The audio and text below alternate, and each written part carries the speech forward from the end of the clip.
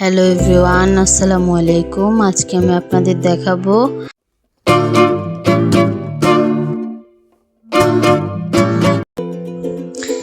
Fish কাবাব। এখানে দেখুন 1 cup পরিমাণে বেসন, তার সাথে কিছুটা গরম মশলা গুঁড়ো এবং সামান্য কিছুটা লবণ দিয়ে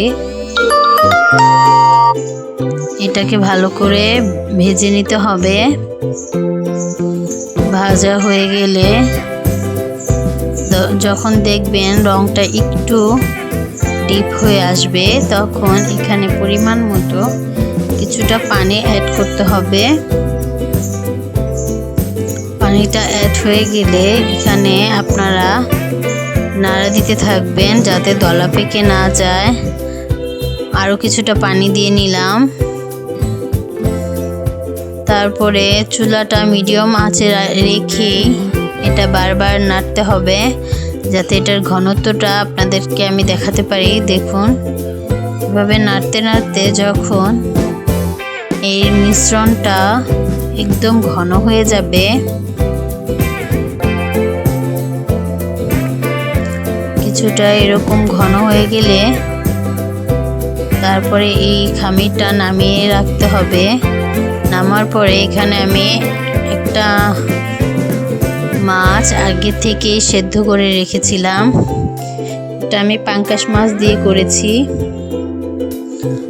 আর এটা হলো সেই বেসনের খামিরটা যেটা আমি করেছিলাম। এখন এই বেসনের খামিরে আমি মাছটা দিয়ে দিলাম। দেওয়ার পরে একে একে আমি সব ময় মশলা দিয়ে নিব। এখানে দিলাম আমি পেঁয়াজ বেরেস্তা,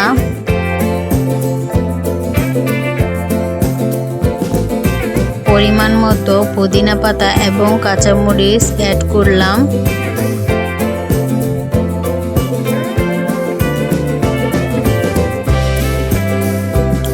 তারপরে একে একে দিয়ে দিব সব গুঁড়া মশলাগুলো।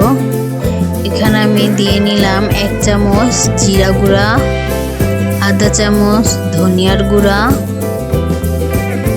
সামান্য কিছুটা লবণ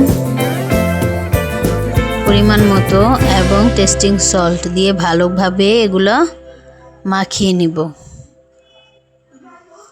মাখানো হয়ে যাওয়ার পরে এখানে আমি ডিমে চুবিয়ে বিস্কেটে গ্রামসে করে নেব।